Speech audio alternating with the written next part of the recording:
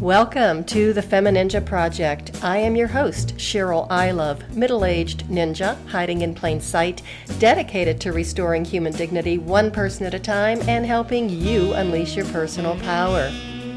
Discover that it's possible to look like a woman, act like a lady, move like a ninja, and think like a warrior.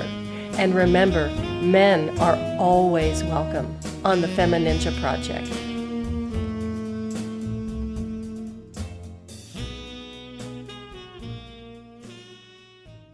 Today, I have a wonderful guest with me who is going to explore some of the alternatives to help us be healthy, vibrant, and active and keep ourselves in the best possible health that we can through nutrition, but there's a whole lot more to it than that. So I am going to welcome Kimsey Self to the show. Welcome, Kimsey. Hi, Cheryl. Thank you so much for having me. Well, thank you for being here. It's been a lot of fun so far. I know it has. It has. I'm so excited for this recording. Well, tell us what exactly is that you do.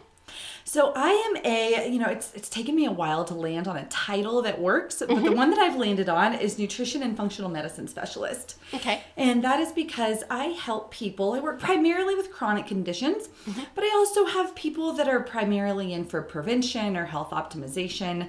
But at the end of the day, the most common profile that I see are people who are silently suffering from unanswered health concerns. And I help them understand the nature of those concerns to really unlock their fullest potential. So it's a root cause mentality, holistic approach, functional medicine approach. Those are some of the key words that often float around what I do. So when you talk about working with people with chronic conditions, what type of chronic conditions do you see or are you talking about? Yeah, great question. Everything from, mild hormone imbalance, transitioning into menopause, even PMS, digestive disorders, weight issues, up to multiple autoimmune conditions, cancer, type 2 diabetes, things along those lines. Heart disease, yeah. Respiratory disorders? Do you ever deal with anything like that? Sure. Like asthma or Absolutely. Yeah, allergies, that type of thing? Especially in children, but also in adults, both. Yeah, definitely. Do you find that the people who come to you are kind of like at their wit's end or have tried everything and it's like, oh my gosh, you're my last hope? Yes. Oh, yeah. No pressure though. No, that's, yeah, exactly.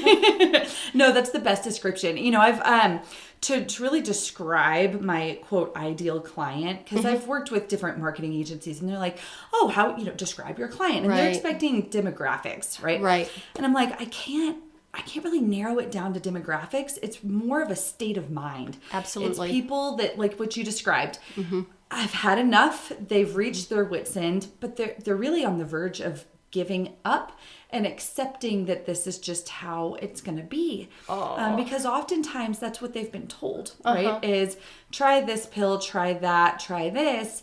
Nothing works, which then results in we don't have answers. Sometimes they're actually told it's all in their head. Absolutely, yeah. Yeah.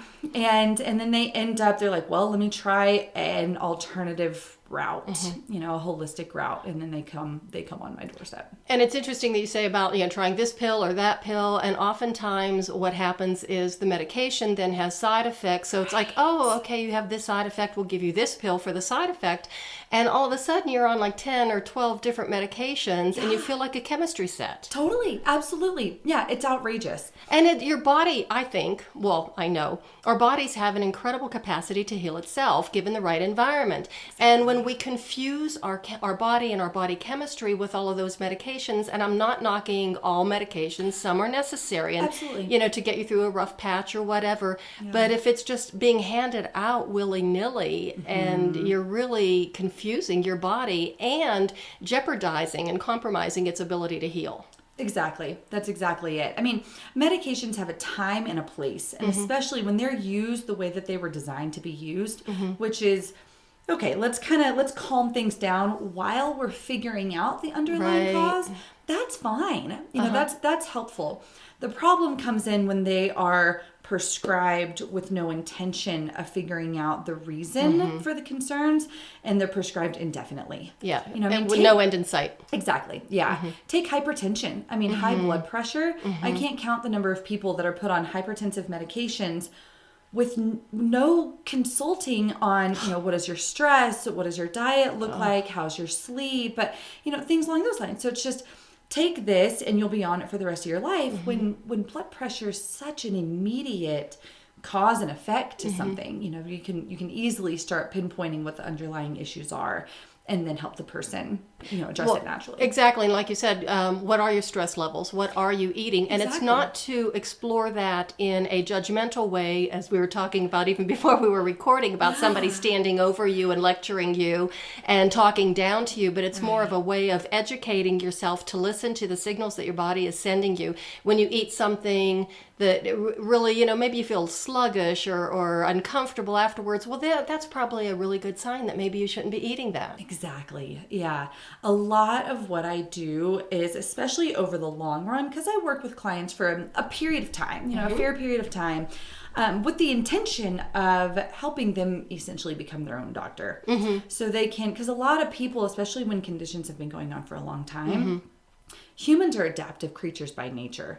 So we'll adapt to pretty much anything. And a lot of my clients have adapted to symptoms. They don't recognize them as symptoms. And so that's exactly what happens is they lose that mind-body connection and they lose sight of what those sensations are. And so a big part of what I do is helping them make that connection again. So that way, you know, we'll take joint pain, for example. We resolve the joint pain and then they eat something, the joint pain comes back. It's like, okay, that's how this works is X, you know, 1 + 1 = 2. Right. And helping them walk through that process. Well, and I think that people do lose that capacity to be able to sense what's going on. Like you said, if you have, you know, the symptoms coming, because a lot of times it isn't hitting you in the face like a ton of bricks. It's a gradual, you know, what's the word, habituate. So your nervous system, it's like, okay, this is now your new normal, and it's like, okay, I can accept this, and before you know it, it just spirals out of control. And that's kind of what happened to me when I was in my mid-30s with my back injury, is that, you know, it started out with just an insidious onset of tightness and discomfort in my low back, and you know, I just ignored it because that's what you do. Sure. And then it would go away. Of course, yeah. Doesn't it always? Yeah. No. So then, you know, it got worse. So I tried stretching, hot packs, things like that. And that worked probably as well as ignoring it. And it just kind of spiraled out of control. But I think that if I had listened to my body and the signals it was sending me earlier, and if I knew what to do about it, I probably could have prevented that whole downhill spiral and being a chronic pain patient for 2.5 years. But of course, you know, then I wouldn't be where I'm at right now. Yeah. So, you know. Absolutely. I know, it's so true. I mean, I did the same thing. That's a big part of my health story. Ooh, do tell. Yeah, I'll share it. Full transparency. It was digestive issues that got me into this. Back in, you know, I remember symptoms coming on around high school, college, early part of college. Looking way back, though, I mean, I remember being a child and my mom having me take different things because I wouldn't go to the bathroom. And so fast forward, high school, college, and it was just persistent. I mean, I couldn't go to the bathroom for the life of me and would always have to take something to induce it. And of course, you know, there's feelings of bloating and cramping and just not feeling good in your own skin. And then as I learned later how the digestive tract is connected to everything else, you know, this eventually related into brain fog and sleep issues and energy issues and all these things. And went and saw, but you know, for the longest time, I was just like, well, it's just you. This is just how it is. Yeah. And I've got my mom over here saying, yep, that's how I am too. And my grandmother being like, yep, that's how I am too. And so it was like, well, I guess this is just normal. But at the same time, I was like, this can't be normal. This is miserable. Yeah. And saw a couple different doctors. The most that one did was gave me a pill that if I took it on an empty stomach, it caused violent vomiting. Oh. It was terrible. And then if I took it with enough food, it was more like violent diarrhea. So that wasn't really an option either, sustainable option. Right. And so it kind of got to that point where I was starting to accept it. And I was like, well, I guess this, I'll just live on laxatives for the rest of my life. And now how old were you at that point? When I was accepting it, that was about junior year of college. Wow. So it had gone on actively being a problem for at least about 5 years. When I didn't quite realize it was a problem, I would extend it to probably 7 to 10 years. Okay. And it was my stepmother that gave me she was like, here, try this supplement. And it was an herbal supplement, and I took it regularly and started going regularly. Yeah. And then eventually, I got into nutrition school and kind of figured things out, made myself my own client, figured out what was going on and addressed it. So what was your degree in when you were in college? I actually got my undergraduate in business with an emphasis in entrepreneurship. Okay. Yeah. Wow. I always knew I was going to start my own business. Yep. And then in college was certified in personal training. My story starts, as far as how I got into nutrition, starts back as early as 8 or 9 years old. Oh, wow. And I remember my earliest memory is being at the grocery store with my mom. And we were standing in line and we realized that we forgot ice cream. So she sent me to go get the ice cream. And I'm running back to the line and I'm reading, and I realized that they put the ingredients label on the ice cream. And in the mind of a child, it was like, this means that we can make it at home. Like, we can make this on our own. We can make tons of it because I loved ice cream. Of course. So I know what milk and cream and eggs and things like that are. And then I got to the bottom of the list and I was like, well, I don't know what xanthan gum is. And, what are these kind of I don't know what these ingredients are. My mom didn't know. If you can't pronounce it, it might not be, Totally. Yeah. Now you put it back. Or no, I put it back. But yeah, and I remember that was the first time I'd asked myself, what is in our food? And then it just kind of led on. I was always active, loved playing sports, I loved eating healthy. I was also the kid in high school that ate salads and, was trying to be healthy. And then was certified in personal training in college, knew I was going to have to differentiate myself in some way. Right. So I looked into nutrition. And long story short, that brought me to the Nutrition Therapy Institute here in Denver, which is where I obtained the credentials for nutrition. Went through their 2-year program in holistic nutrition. So as you were going through that program, were you having some moments that like, aha, I knew I was right about this? Or, did you have those aha moments, or did you have some that were like, I never knew that? Were some of the information, was it a surprise to you? Honestly, most of it was a surprise. Really? Yeah, it was. Because I had tried a different program that was all home study for nutrition. Okay. And it was very food pyramid guide.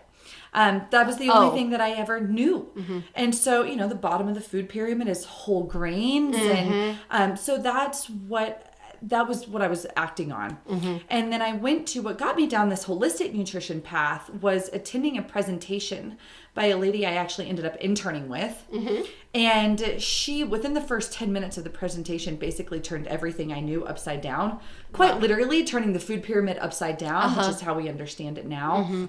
And I was like, wait, fruit's not good for you? Fruit's just sugar? Huh? Wait, whole grains aren't fiber? Those are inflammatory? I was like, I don't understand. But at the same time, the way that she explained it, it all made sense. So that's where going to school, it was like, oh, I always thought whole wheat, for constipation, especially, eat more whole wheat. Right. Eat more whole grains, eat more fiber. Right. Not knowing that gluten sensitivity is a real thing. That was one of my problems. Gluten sensitivity, certain kinds of fiber are fermentable to certain kinds of bacteria, which can fuel overgrowths. And so it was basically I was doing all the wrong things. I just didn't know it. And there was nobody to help you find out exactly and explore that. Exactly. It was just, here, take this pill and good luck. This is the rest of your life. Yep, exactly. But it's really sad because a lot of people accept that. Yeah, totally. And it's either that they're at the end of their rope and they've lost the will to fight anymore, that they've been beaten down by the disorder. I'm not calling it a disease, by the disorder, whatever they have that they're dealing with. Yeah. And of course, then the medical profession just keeping them in that box. We will take care of you. You are, our patient. Right. And, it's our job to take care of you and help you accept this. And I got that many times in my life. I can't tell you how many times. Totally. But it's like, no. And our brains actually, if we hear the message over and over and over again, we believe that that's what we are. Yes. We are this sick person. We are this sick patient, and somebody else has to take care of us. And that's chipping away at our personal power. Absolutely. Yeah, hugely. And that, the thing about nutrition too is there's so much misinformation and even conflicting information in the media. Uh-huh. And I always describe it to my clients. Nutrition is both very simple and very complex. And so when you mix that in with all the misinformation out in the media, it becomes a very challenging field to navigate without guidance and education. It is really daunting. It is. I mean, I'm an educated person and I'm really into health, obviously, and, fitness and wellness and all that. But sometimes it's just absolutely overwhelming. Yeah. And it was probably after I finished physical therapy school. So I graduated 3 months shy of my 40th birthday. And I was in the worst shape of my life from sitting, in PT school for, 12 hours a day between the studying and the classes and everything. Yeah. And the only exercise I ever got was running across the street to the 7-Eleven for junk food. It was great. So there I was, over 40, overweight and in terrible shape. And it was so embarrassing because as a dancer too, and a physical therapist, it's like, why can't I figure this out on my own? And what really changed things was when I started looking at labels and reading them. Totally. And like you said, it was eye-opening. And it was, you had that experience at the age of what, 10? Something like that. Yeah, I was old enough to read. That's all I remember. Well, I was a lot older than that. I mean, at the age of 40. But it really did make a difference. And I thought, oh my God, what am I putting into my body? And even the things that are labeled as health foods, and you should eat this because it's good for you. And just really confusing. Totally. I know marketing in the food industry can be very effective. Yeah. And if you don't know what you're looking for, and then there's all that, you should be vegan, you should be gluten-free, you should, not eat, you should eat every 2 hours. Yeah. There's just so much out there that a lot of it's valid. It just comes down to what works for you. What does your body need and what does it need right now? Because even that's going to change. Exactly. And we're not machines. We're not robots. We're not engines. Right. And everybody is different. Our body chemistry and, what we're trying to achieve, what our goals are and what our history is. But even that is changing every day. So it's not that, okay, I have found the answer and I'm going to do this for the rest of my life. Right. Because our bodies, thank God, are changing constantly. We're dynamic systems. So how do you educate people on trying to be able to pay attention to themselves? And maybe let's even go backwards a little bit. When you do have somebody, a brand new client that calls you and says, I've got this problem, and what is your first step with them? We start with, so after intake forms, and if they have medical records, sending those over. I'll look over that. But we'll always start with a 75-minute initial intake. And that is a deep dive in that we go back to childhood. We go back to periods of time when they felt the healthiest and then walk forward, really trying to put together a timeline of when these problems started. Because like you said, it often feels like health issues come on overnight, but they've been brewing. Yeah. They've been brewing for a long time, oftentimes years. And so I look at, everyone always comes in with a chief complaint, which will always be acknowledged and addressed. But I look at the health overall. It's very much like a puzzle. And so the goal in that first appointment is to start putting some of the pieces of that puzzle together. I'm essentially making hypotheses, and then where the pieces are missing will guide us into where we go from there. Usually 2 steps. One is testing recommendations. So we'll go through kind of an optimal world, like, hey, here are the question marks as of right now. Start with a blood panel. Let's look at a stool test, maybe food sensitivity testing, hormones, something along those lines. And then we set up a follow-up appointment to go over the initial nutrition plan, which is essentially a test in and of itself. It's designed to answer the question, how much is food alone contributing to these concerns? So we'll go on a completely anti-inflammatory diet, whole foods based, follow that for about 3 weeks, and then we check back in. And it's amazing. It is amazing how for a lot of people that clears up a lot. Okay, so I have 2 specific questions. First of all is with the testing, how do you get the testing done? Is that done through your office? So I want you to address that. And I'm bringing this up because I don't want to forget. And the second one is to describe whole foods, because I think when people hear those words, whole foods, well, I think of going to, the grocery store, the whole food store, and paying a whole lot of money for not a whole lot of food. But also I think we have a distorted idea of what really is whole foods and what that means. So first the testing and then the whole foods. Perfect. And I'm glad you bring that up. I wrote it down. Okay, great.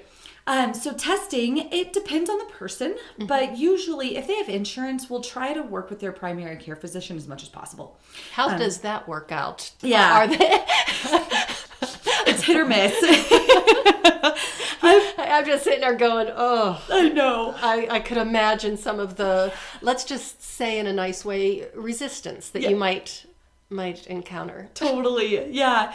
I've gotten really lucky in that my clients' physicians are cooperative. They might not put in the right test code sometimes because I provide them with the specific tests in coding. They might not put in the right test code, or they might miss 1 or 2, but for the most part, they're compliant and they're helpful. Good. And I should specify too, that's typically just for blood work. Okay. So, metabolic panel, complete blood count, thyroid testing, inflammatory markers, things that you would get on a routine physical, just on steroids. So most of the time we can have that run by insurance. Okay. Specialty or functional testing, like a comprehensive stool test, salivary hormone testing, heavy metal testing, food sensitivities, things along those lines, not covered by insurance, and those are through my office. So I have accounts with different specialty labs, and we just run through them. Okay, great. Good to know. And then they send you the results. Exactly. Okay. Yeah. And then you look at the results and you do an analysis from that, and then that gives you a lot more information to know where to proceed from there. Exactly. Okay. Yeah. It is. It's like being it's like a detective. It is. That's why I love it. I know. You're a PI. Exactly. You're a ninja. Totally. My favorite part is when we get all of these results back, and it's like, oh, let's just go through and start putting all of these pieces together. It's like, that's what I thought. That's what I thought. Oh, that's not what I thought. We should go down that route now and, open that door.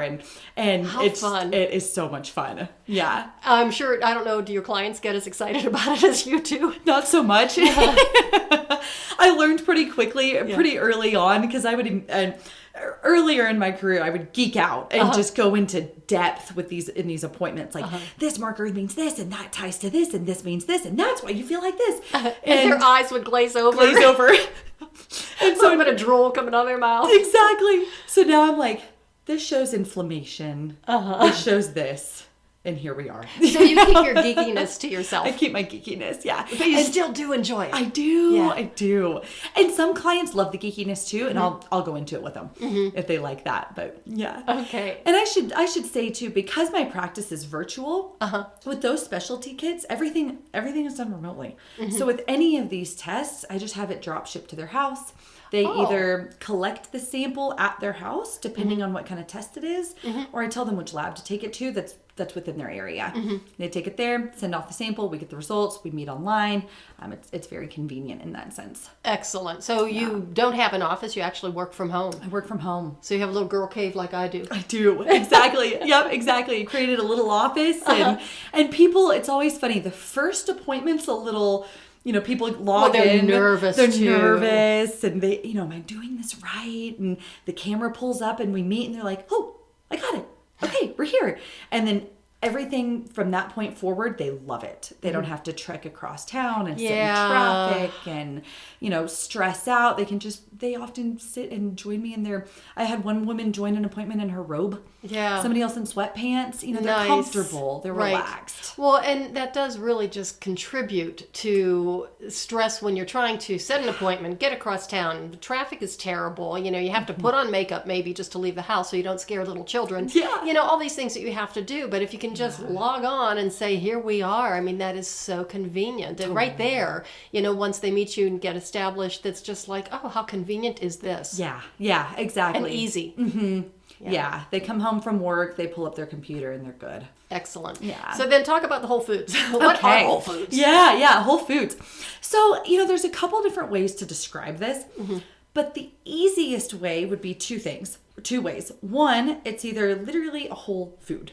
So, for example, an apple, vegetables, largely coming from the produce section, nuts and seeds, animal protein, things along those lines. Animal protein, yay. I'm all for it. If somebody prefers to be vegan, that's fine. Certain conditions, I will recommend a period of time of being vegan. Okay. But otherwise, all for quality. And we can talk about quality also. Oh yeah, I would love to talk about quality. And what I mean by that, right? Because there's a lot of different ideas on what quality means. So Whole Foods would be the food in its unadulterated state. Got it. So it wouldn't be like pepperoni. Exactly. Okay. Yeah, exactly. We'll say, what's an example? Rice instead of rice chips. Okay. Apple instead of Applesauce. Bar. Yeah, applesauce, something like that. Yeah, exactly. So that's one way of understanding it. A second way, because, let's be real. We're going to eat out of packages. We're going to eat out of boxes. We're going to eat out of cartons. This is eating in the real world. And there's a lot of really great quality products that come out of packages. So anything that comes out of a package, look at the ingredients label first. And that's where, like what you said earlier, you want to look for ingredients that you can pronounce. Things that would have been in your great-grandmother's pantry. The fewer, the better. The more simple, the better. And really and truly, that's what you're looking for. Well, my great-grandmothers were in Eastern Europe, so I'm thinking that some of those things really aren't available right now. It's just going back to the basics. Yeah, going back to the basics. Exactly. And when we start messing with things, that's when the chemicals come in and some of the sugar, no fat-free this. So how do you compensate for taste? You put in a whole lot more sugar. And I don't know why I'm not losing weight on these little protein bars. It's just craziness. Totally. But the messages that, like you said earlier in the podcast, that were the messages like from the media and from the food industry and the marketing and the advertising and the selling is just so confusing. And I think it's done intentionally because this is so healthy for you. It's so good for you. And I even had, when I still had my practice, I had one lady who had come back to see me after she had been gone for probably a year and a half. And, she had gotten back into shape and was way on track again. And she actually even had a Pilates reformer in her home. Okay. And she was doing great. And then she came back and she said after about a year and a half, and she goes, I don't know what's going on. I'm gaining all this weight. And I know it's the big 5-0 and menopause and this and that. But she also told me that she hadn't been doing her reformer anymore, but she was going to the gym 3 times a week and she was doing a spin class. Okay. So, she's explaining this to me and I'm just watching and, she's showing her postural, habit on the bike and everything. I'm thinking, okay, well, it's the flexion and it's the soft tissue compression and blah, blah, blah, blah. So I'm going through my checklist in my head until finally I asked, if was doing the interrogation and found out that at the end of every class, the instructor was really promoting the health bar and the health drinks that they were selling at the club so they could replenish all of the nutrients that, and the electrolytes and all this stuff that they had burned through during their workout. Sure. So I says, okay, next time bring me, the bottle or the bar or whatever. And she did. And I'm looking at it going, you would do better off sitting on your couch Yeah. and not eating these things, because you're actually taking in more calories than what you're burning with the spin class. Totally. But she thought, well, it's healthy, and they were promoting it and suggesting it, and it's like, you got to be your own detective. Yeah, it's true. It's true.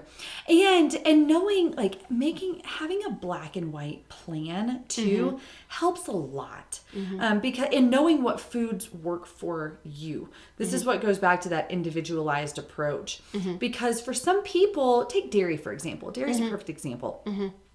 Many people, over 50% of the population, have an issue with dairy, be it in the form of lactose intolerance or casein whey sensitivity. People that don't have a sensitivity to it or an issue with dairy, full fat, organic, grass-fed dairy products are fine. They're a great source of nutrients. But for people that do have a problem and don't necessarily know it, then dairy's inflammatory, and that can lead to, a lot of other issues, weight being one of them, digestive issues, pain issues, skin, whole nine yards. So the person could be following that very simple advice of, as few ingredients as possible, quality, quality, but they just don't realize that it's the food itself that's the problem. That's making them sick, literally. Yeah, exactly. And so you talk about inflammation, and you've mentioned inflammation a few times already in the podcast. And I know that inflammation is basically the root cause of a lot of problems, whether it's the joint pain, arthritis, pretty much everything is what it's touted to be the problem of. Disease, cardiac disease, cancers, autoimmune. Exactly. And so what would you recommend for people who just want to, maybe are not having an issue with inflammation, they don't think, or they're not having any symptoms, of following a diet or a routine that would help just keep inflammation at bay? Yeah. So what are some of just simple basic things that people could do, even if they're not having any issues, just to be able to cut back on inflammation in the body, just to see, how they feel? Yeah, absolutely. That's a great question. And before I answer that part, if it's okay, I'd like to define inflammation. Absolutely. Okay, because it's a term that is very commonly used, but it's often poorly understood. So inflammation, because I think it was back in like 1999, Time magazine on the cover of it said "Inflammation, the silent killer." I operate under the pretense of ask why until you can't ask why anymore. Right. So if there's inflammation, why is there inflammation? So inflammation, very simply put, is the immune system's response to injury. That's it. Immune response to injury. We know there's 3 different categories of injury. The first category is chemical injury. So some examples of that include nutrient deficiency, toxicity, hormone imbalance, gut dysbiosis, and imbalance of the microbes that live in the intestines. Those are some examples of chemical injury. Food sensitivities. Okay. Second category is physical injury. So physical injury includes any physical damage to the body. So break your arm, sprain an ankle, traumatic brain injury is really significant, whiplash, scoliosis in the spine, osteoarthritis, or any kind of a degenerative condition. Those are some examples of physical injury. And then the last category is emotional injury, which we all have, right? That's the day in, day out stressors like traffic, deadlines, work, and then also the life-altering stressors like unexpectedly losing a loved one, financially concerns, relationship issues. So the thing with inflammation, it's not a bad thing. Inflammation gets a really bad rap, but it's at the end of the day, it's how the body heals itself. An analogy to understand is if you think of the inflammatory cascade like a bucket, if you keep dumping water into a bucket, eventually it overflows, right? Same thing happens with inflammation. If you keep layering injury upon injury upon injury, eventually you pass a threshold that's set differently for everyone. That's where genetics come in. But you pass a threshold, and that is when symptoms and diagnosable conditions manifest. So the name of the game with inflammation is you want to identify what your sources of injury are, and then systematically eliminate them so the body can go back to healing itself. Well, and I really like the way you phrase that, because with the 3 different types of inflammation, and it's almost like they're interrelated in a lot of ways. They are so interrelated, and that's one of the things that, if you have a physical ailment, you're just looking at the physical aspect of it, and you're not thinking, what can I be eating, or what could be in my food, or what is going on in my mind and in my heart that really is impacting this as well. Totally. Yeah, exactly. And yeah. Well, that goes back to was just reminded me how so many of your patients, and I know I've been told this many, many times over the years, and I'm sure you have too, is that it's all in your head. Yes. And in some ways it really is, because it's the nervous system and it's processing what's going on. But there is nothing more insulting than having an issue and having somebody just look at you like it's in your head. Right. We've done all that we can, quote unquote. And since what we've done isn't working, you must be crazy. It must be on your end. Exactly. Yeah, totally. Oh, so I just had to get that in there. Sorry about that. No, I definitely. segued. Yeah. Obviously, I'm very passionate about that. Yeah. No, it's so true. I am too. Because people end up silently, suffering for no reason. Right. And so that I explain that because that's essentially our roadmap. That's what I do with all of my clients. Is it's my job to figure out what those sources of injury are, and then put together a plan to help them eliminate it, so that again the body goes back to healing itself. So that is your job. That's my job. And then what is their job? To do what I ask them to do. And then, of course, as they're doing what you ask them to do, and I love the way you phrase that, too. This is just beautiful. I'm having such a good time here. Good, me too. Is that, okay, I did exactly what you asked. I followed this, and this is what's happening. So then the feedback that they give you from following the plan can either change the direction of, okay, we need to tweak this, tweak that, or, we're off base, or we're right on schedule. Exactly. Yeah. That's why for the first few months of working together, we meet every couple weeks. Okay. To check in and see how are you responding. And I go through everything with them so we know. I feel education is power. So Absolutely. If they really know, and belief is also power. So if they really know and understand and believe in what we're doing, then, they stick with the process. We check in. Hey, how are you doing? How are you feeling? And like you said, if we're right on track, because at this point, I know what to expect. I know what kind of outcomes to expect. So if we're not on track, something's up. And we need to go in, and we might need to dive a little bit deeper and tweak things and kind of figure out what's creating the lag. Why are we not responding the way that should be expected? Well, another thing about this that is just so powerful and so empowering for your clients is that they are understanding their bodies and how their bodies work a lot more. And that is so empowering and so liberating. And then when you do have a problem, when you do need to go to the doctor, you have more knowledge. You're not just walking in saying, oh, help me. You have information that you can share with your healthcare provider, no matter who it is or what type of provider it is. And that way you're taking charge and control of your life and control of your health, rather than just walking in and hoping for the best. Yeah, exactly. And putting a lot of trust in someone else and health is a very personal thing. But that is my favorite part about this job. Not, obviously seeing people, turn their lives around completely.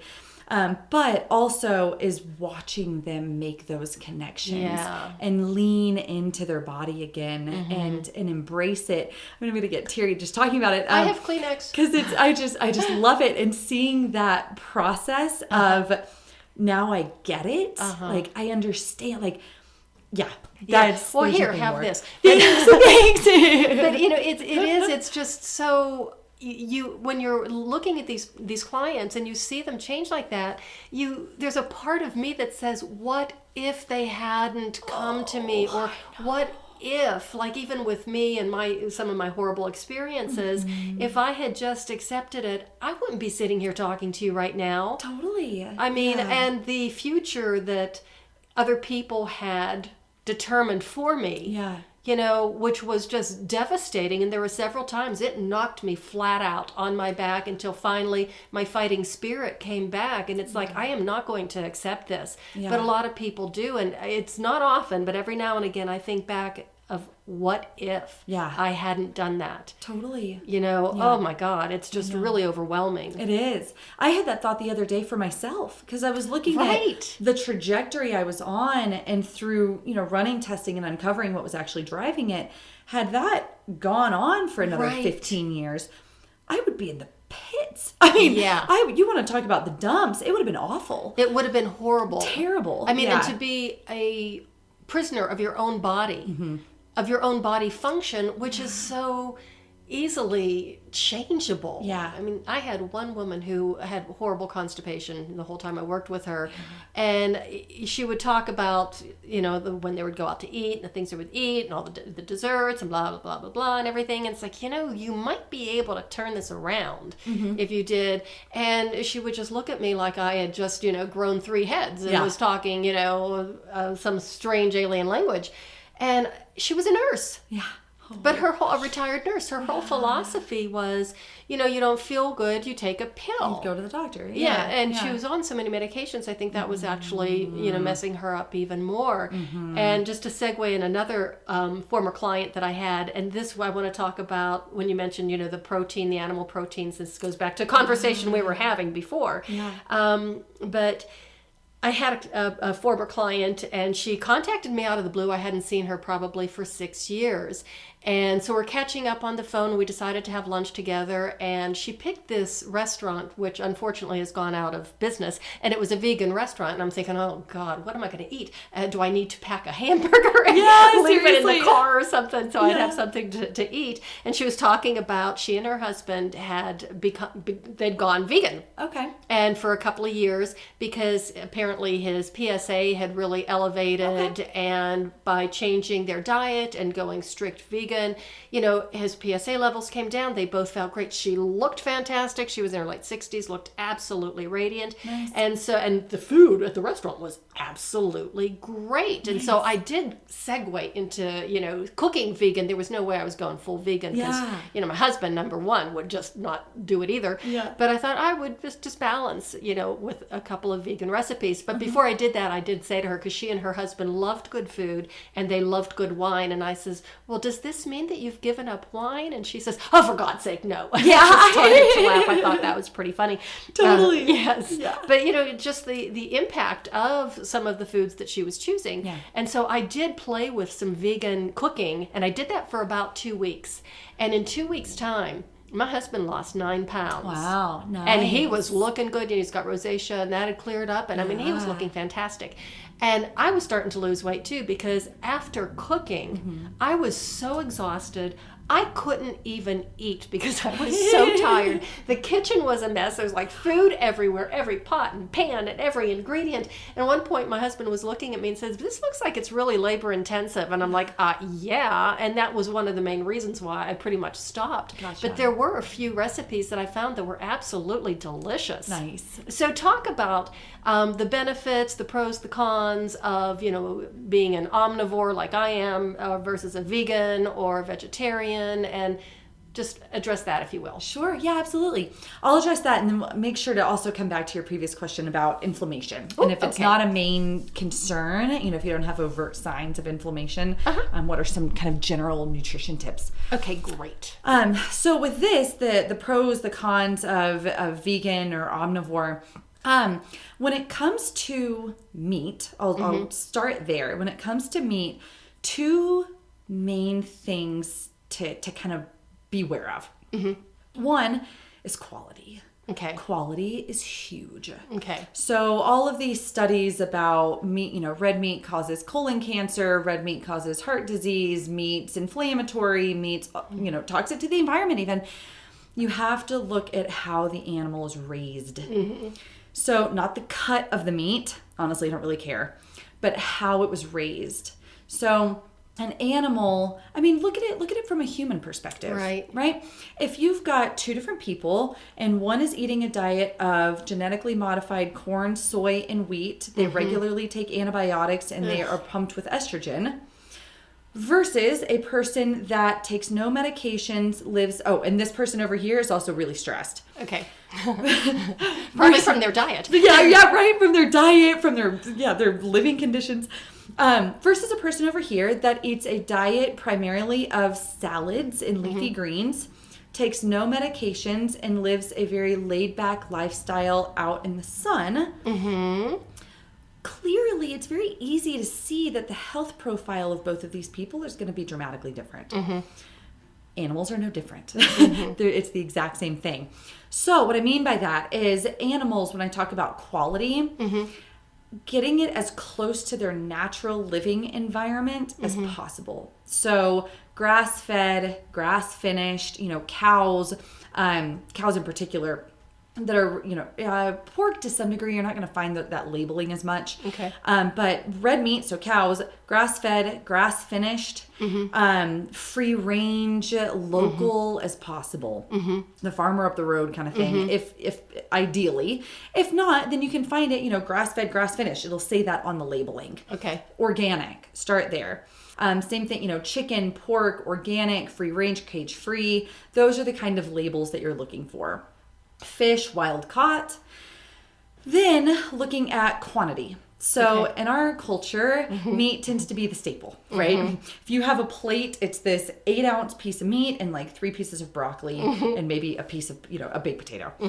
So in other cultures, meat is the side dish, and that's more of what we're looking for. Conservative portions, anywhere from like 3 to 5 ounces. It's roughly the size of the palm of your hand or a deck of cards. And then a lot of non-starchy vegetables, and then maybe some starchy vegetables, brown rice, sweet potato, whatever it might be. That, when we're talking about meat, fantastic. That's amazing. Conventionally raised meat, going back to the CAFO farms and the stressed out corn, soy, wheat things, that's when we get into an inflammatory profile. Okay. That's more problematic. Okay. Vegan diets, a couple different ways to look at vegan diets. I'm all for vegan if it's done right. Okay. So what I mean by that is there are oftentimes what you see with people that electively go on a vegan diet is they replace meat with carbs. And they tend to be, breads, pastas, less than preferred carbs.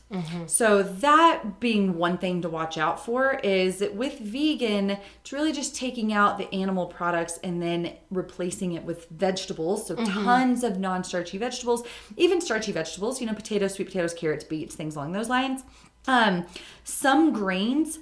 So gluten sensitivity is a very real thing. I can go off on a whole other tangent on how the gluten we're eating these days is not what our ancestors ate. Right. It is not what our grandparents ate.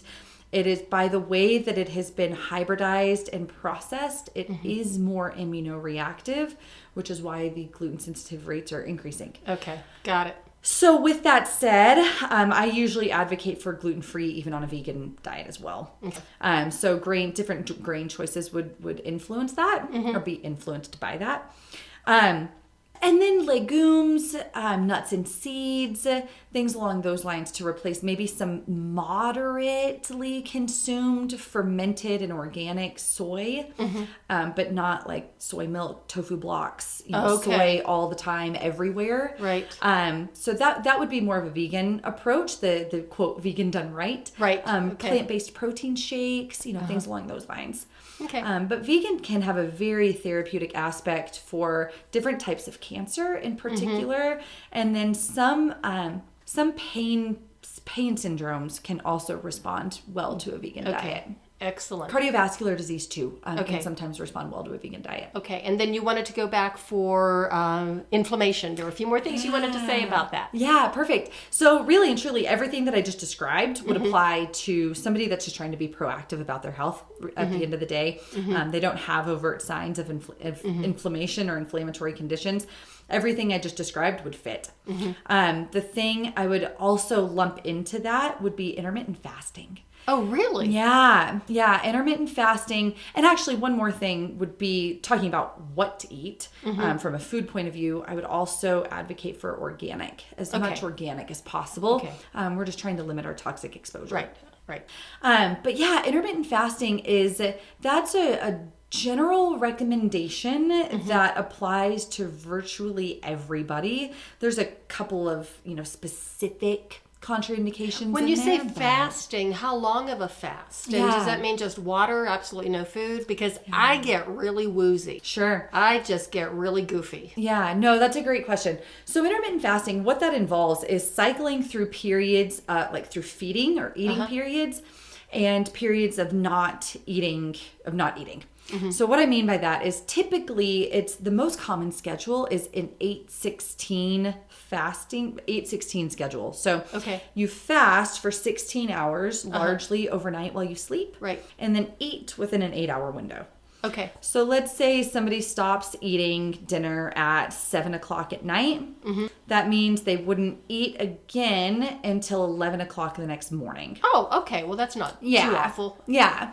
So it's not prolonged fasting. It's not, multiple day fasting. We can get into that too. But for something that anybody can implement pretty easily, the 8-16 schedule. Okay. And in the morning, or in that fasting period, fat, like very concentrated fat, like full fat canned coconut milk, coconut oil, for example. Some people, if they're not dairy sensitive, will use cream or butter. That's okay. So what I mean by that, this is where some people might have heard of bulletproof coffee. Okay. If anybody's heard of that, basically what you do is you take coffee and 1 to 2 cups in the morning and add one of those mediums to it. Okay. So for example, I have heard of that. Yeah. I'll use full fat coconut milk and just like a tablespoon of that in my coffee in the morning and drink that. It tastes like cream. It's delicious. And the fat doesn't stimulate the same pathways we're trying to not stimulate in fasting, but it also, you're taking in calories, so it helps with that kind of woozy, weak feeling. Okay, good to know. Yeah. This has been the most enlightening interview I think I've done. I've learned an awful lot, and I tell you, my head is just really kind of spinning with all of this information. I would love to have you come back sometime and talk a little bit more about this. And highlight some recipes, for example, that you have on your blog and a lot of other topics that you do talk about and you're in your public speaking. But right now, what I want to know is, how can my listeners get a hold of you? How can they find you? Yeah, absolutely. So my website is progressivehealthandwellness.com. My business is called Progressive Health and Wellness. And there's a contact us form on there. And so just reaching out that way, and I'd be happy to get in contact with anybody. Okay, well, thank you so much for coming today. This has just been, I've had so much fun and have learned a lot, and the two really do go together, don't they? They do. They do. I had so much fun too. I'm so glad that you brought me on, and I could talk about this for days. I know. That's why I'm going to have you back. Good. Okay, so thank you for listening. My listeners, thank you for tuning in. I really appreciate it. As always, I would love to hear your comments, questions, anything. You can contact me. I would love to hear from you. info@CherylIlove.com. Do check out Kimsey's website. It is a beautiful website, and she has some fantastic recipes on her blog, and probably the biggest surprise was bacon. When I saw bacon, I thought, this is looking pretty good. So anyway, once again, thank you so much for listening. And remember, taking care of your health is your choice. It's your responsibility. And it really is an empowering thing that you can do for yourself, because that is the way of the FemiNinja.